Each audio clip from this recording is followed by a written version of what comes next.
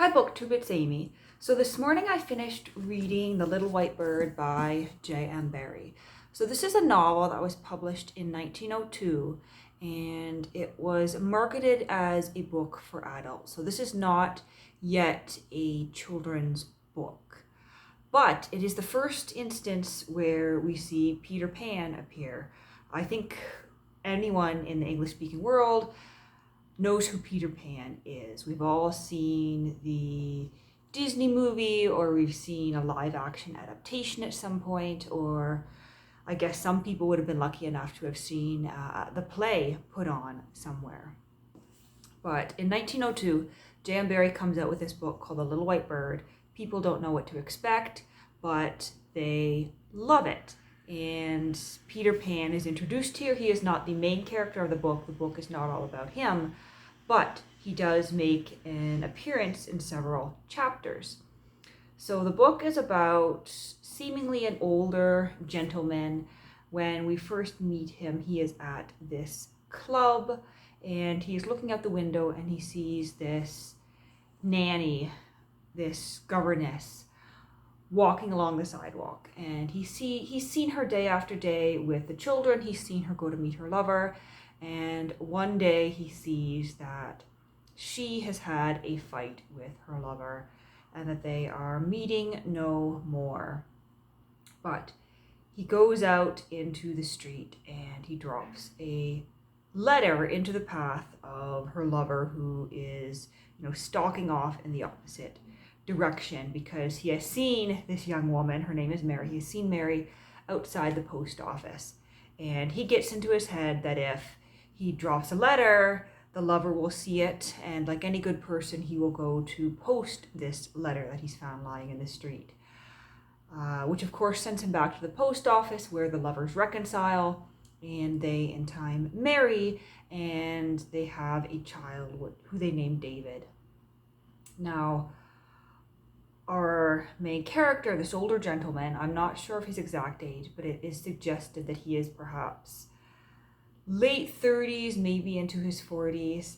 He seems to be an older gentleman, but then there is a scene near the end about how his father died at 47, and so he doesn't think he has much time left himself.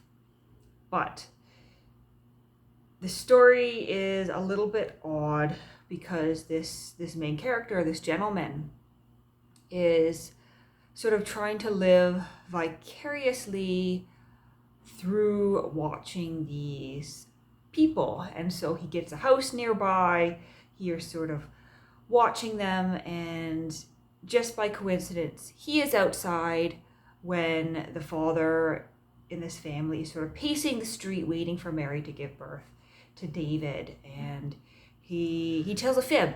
He tells him that his own wife is also giving birth, and he makes up this child named Timothy.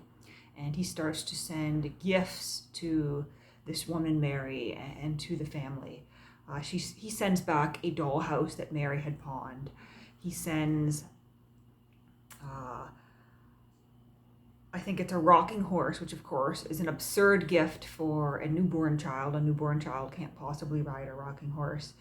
And he uses Timothy as a means to give another gift to the family when he realizes they're having difficulty affording baby clothes.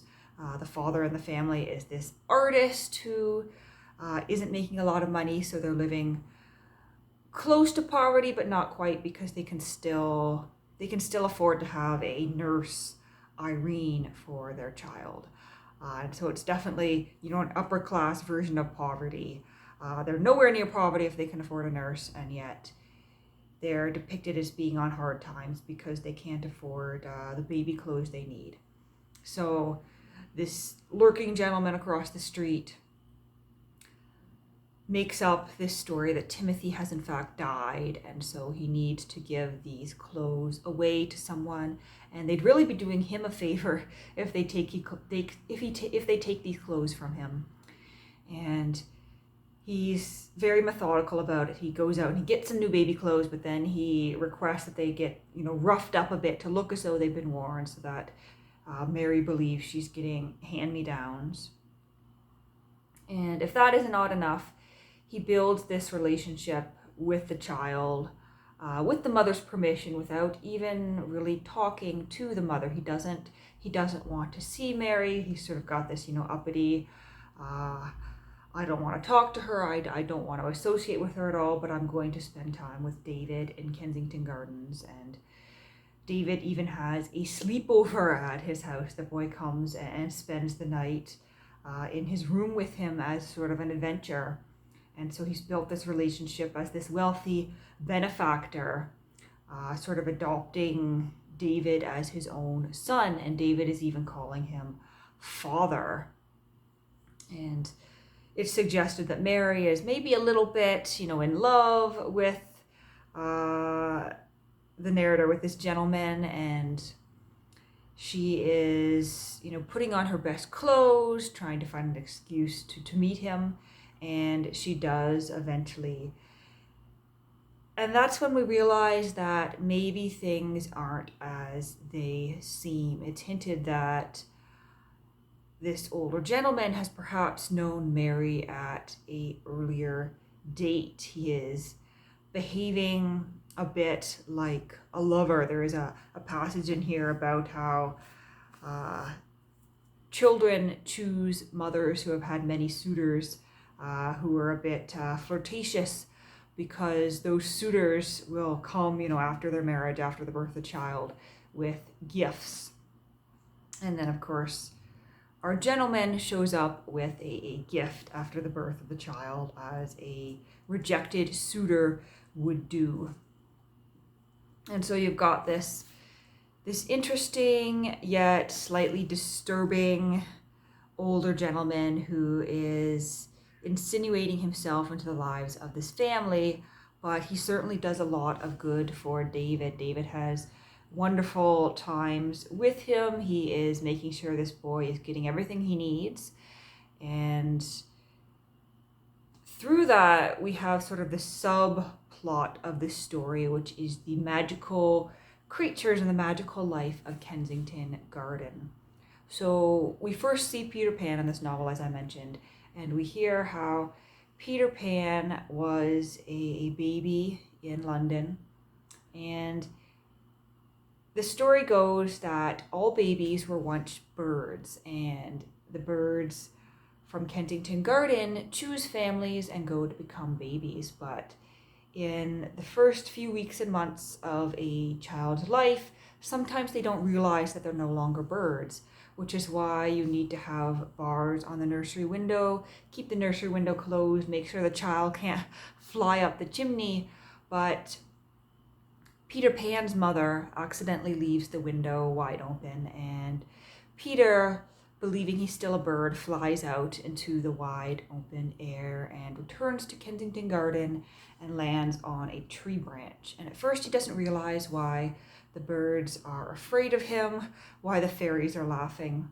And then he goes and speaks to this wise old bird, and the bird tells him that he is betwixt and between, that he had gone to become a human, but he is still part bird in some ways. Unfortunately, the moment that a child who believes they're a bird realizes that they are in fact human, they lose the ability to fly forever. And so Peter is unable to fly back to his mother. And he is stuck sort of on this little island out near the gardens. And he spends quite a while there. It's not clear how long, but eventually he gets the help of some birds to build himself a little boat and sail back to Kensington Garden. And in Kensington Gardens, he meets these fairies who eventually become friendly with him and grant him a wish. They grant him the ability to fly. And so finally he flies home to his own window, and he finds his mother lying there with the window open and with her arms sort of cradled around an imaginary child. And he realizes that she is lying there wishing for the return of her Peter. Now, Peter is, he's very emotional. He sees that he's wanted. Sort of his ego is fed by this idea that he is going to be the perfect boy. He is going to be everything his mother could ever want. but in the back of their mind there is that nagging thought about all the adventures he had in Kensington Garden and how wonderful his life is there. And he's not quite ready to give that up. And so out of his own ideas of self-importance, he believes that his mother will always wait for him because he is such a darling, perfect boy, and his mother will never stop waiting for him. And so he thinks, why come back now? I will come back, but I'm just going back to Kensington Garden for just another day or two, and then I'll come home and be this perfect boy that she desires. Now Peter goes back, but he gets wrapped up in the life of the garden, and 6 months go by. It's been several months, and finally he decides that now is the night that he's going to return to his mother. And so he flies up to his window, but he finds the window barred, and he looks in, and there is his mother with her arm wrapped around another little baby. She has, in fact, had a second child in the time that he's been gone, and she has most likely barred the window out of fear to keep this, this new boy from disappearing. But Peter sees it as proof that she has forgotten all about him and that he has been replaced. And so off he goes in tears to Kensington Garden, where he stays forever and ever.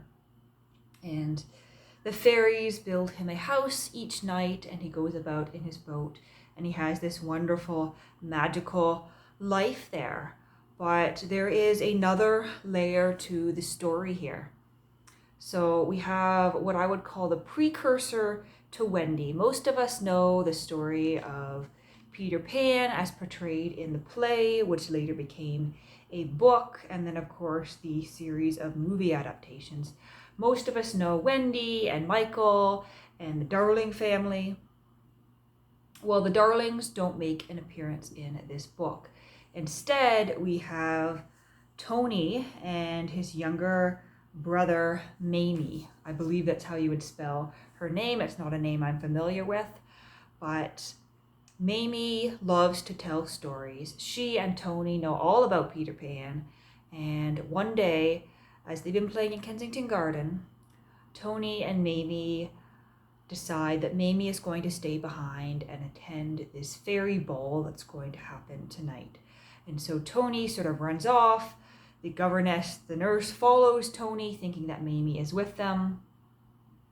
And the gates of Kensington Garden are locked for the night. It is cold, it has begun to snow, and obviously a little girl, not more than, a toddler, under the age of 5. This is a very, very bad situation for a young child to be out on a very cold night alone.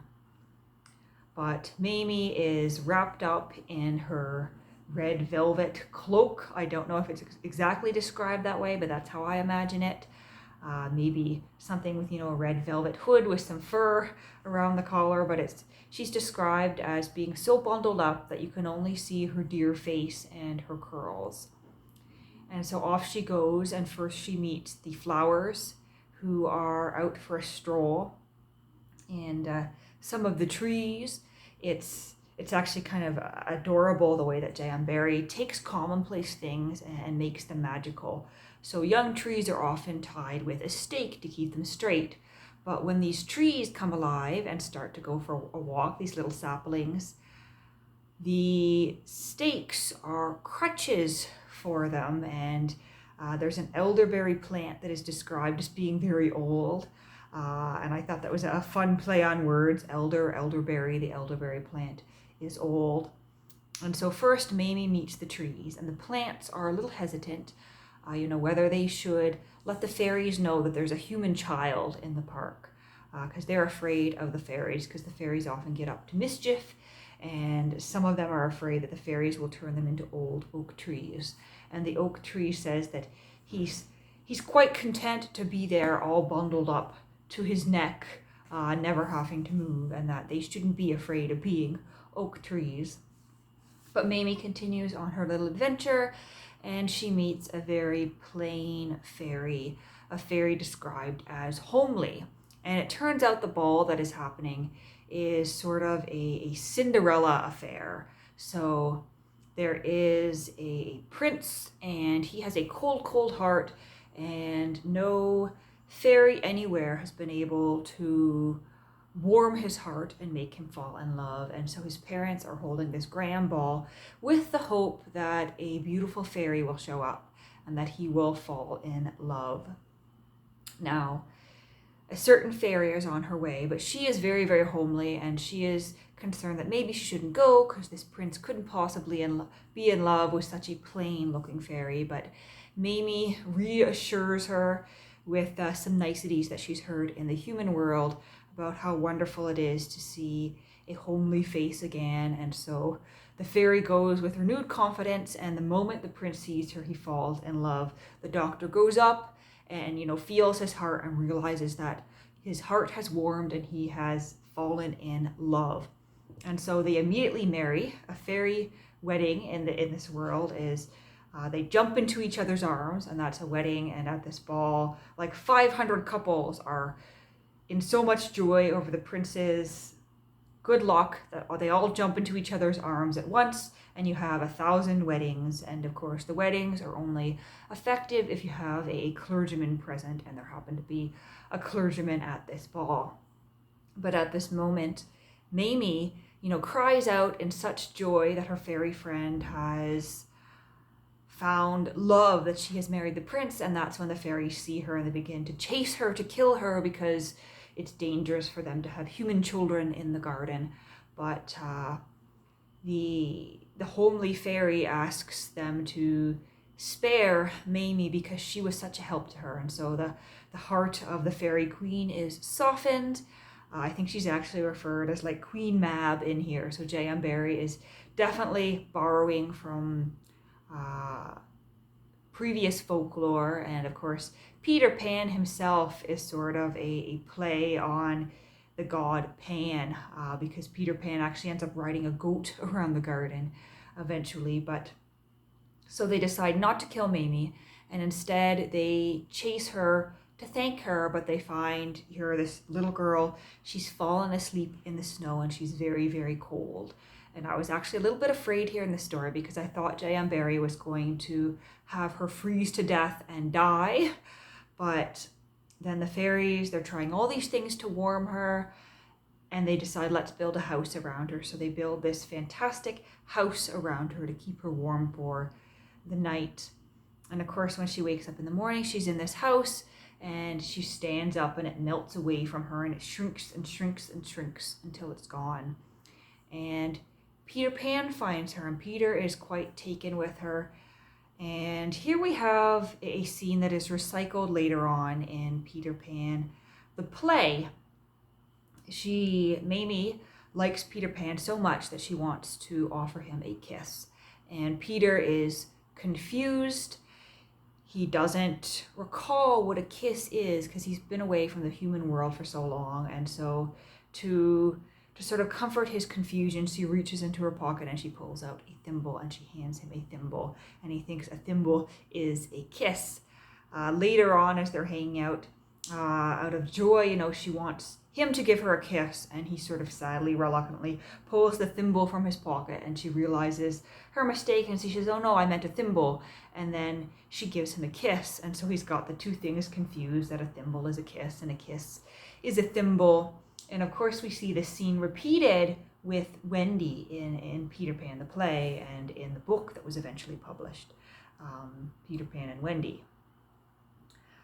But so she's spending this magical morning, this magical day, and then Peter decides that he is going to steal her away and offers to take her off in his boat. But he has perhaps one feeling of human remorse, something that would definitely not come across as characteristic in later stories that J.M.Barrie wrote with Peter Pan. But here Peter has a touch of remorse. And he says to her, "You know that if you come with me, your mother will forget you and you can never go home." And at first, Mamie is like, "My mother could never forget me." And Peter sort of tells his story. And Mamie is in tears and says, "I'd better go." And Peter lets her go. But he thinks of her all the time, and he encourages he asks the fairies to rebuild this house that she slept in.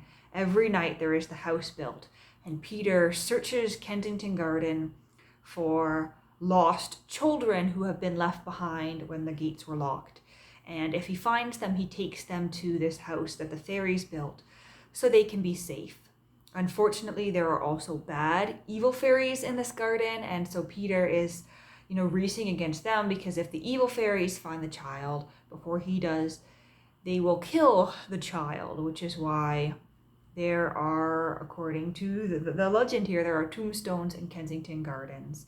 When Peter finds a dead child, he takes his shovel that he uses as a paddle in his boat, and he immediately buries the child and erects a tombstone. Of course, this is very disconcerting to parents who arrive in the morning looking for their lost child, only to find a tombstone. But Peter doesn't know this. He thinks that he's doing things as a real boy would by burying these children immediately. And as with the stakes on the trees, it's sort of real life things that inspired this myth. There are markers in Kensington Gardens that sort of tell you where you are. I think they're the marker between two parishes in London, but they do sort of look like tombstones, and so J.M.Barrie has sort of seized on those to create this myth about Peter Pan burying children in Kensington Gardens. And so it's very much this fantastical story, but it's also quite creepy and quite sad, and you can understand why some children might be a bit disturbed by these early stories of Peter Pan. Of course, then we have some weird things going on. There are other stories here. There's one chapter that I read and I was kind of like, what the hell? I didn't expect it at all. So our gentleman who has sort of adopted David, the real life boy, as one of his own, is telling, I couldn't quite figure out whether they really went there or whether it was just another story. I believe it might have been just another story, because this seems too disturbing to be real. But the borders do blur a little bit in this book. He and David go to visit the sausage makers, and they love sausage so much that they're eating it, and they're putting it through the sausage grinder, and then they're out of pork, and they put this dog through the sausage grinder. And I don't even know, it was the most disturbing thing in this book. But yeah, and then there is a scene where David rescues this little dog that they are considering putting through the sausage grinder, and he gets to take the dog home as his own. But then you also have other mythical stories in here. The older gentleman, who is our main character, has a dog named Porthos, which I don't know for sure, but I think it's a nice nod to the Three Musketeers, so another adventure story. And Porthos disappears one day, and another little boy shows up and plays with David, and they spend time in Kensington Garden together. But this new little boy has odd mannerisms. So for instance, he comes into the house and begins to lay newspaper down on the couch, and he doesn't quite know why. But they used to put newspaper down on the couch before Porthos the dog laid down. And David has a habit of patting this little boy on the head, as he did with Porthos. And one day, our gentleman has a heart-to-heart talk with the boy and tells him that he really misses his dog. And the next day, the boy disappears, and Porthos returns, and he says, I'll let you make of that story what you will. So that was an interesting little one, and it's full of little tidbits like that, with the backdrop of this unusual benefactor relationship between this older gentleman and this young boy, David. But he seems to know that it's all going to be over, and that David's imagination will soon falter, and he'll soon be like a grown-up adult, no longer wanting to indulge in the fantastical stories, and perhaps no longer looking up to him as a father, and he's acknowledging that he's going to have to let David go, and it's right at this moment that he begins to build a relationship with Mary. Now, based on the biographical information I've read, Mary is in fact Sylvia, who is the mother of the group of boys that J.M.Barrie went on to base the Darling family and Peter Pan on. But we, of course, have to be careful how much we read into this, because J.M.Barrie was sort of a master at creating fiction that looked autobiographical and looked largely based on his life, but was actually fiction. He was, as I can tell from reading many of his essays, he loved to create a good story. He loved to fool people. He loved to fool journalists. And so, it's hard to say how much of this is based on fact, how much of it is purely imagination.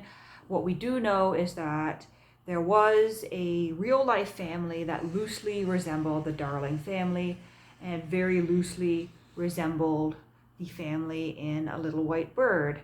And that David was very, very, very loosely, I would guess, based on George, who was the first child of this family that J.M.Barrie met in Kensington Gardens.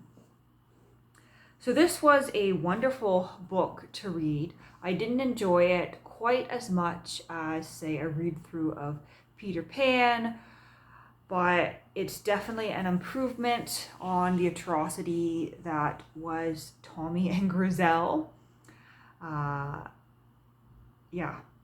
J.M.Barrie had a habit of writing about children in books meant for adults, which I think is why some of his books, like this one, often are mistaken for children's books. But I would not recommend handing this to a young child.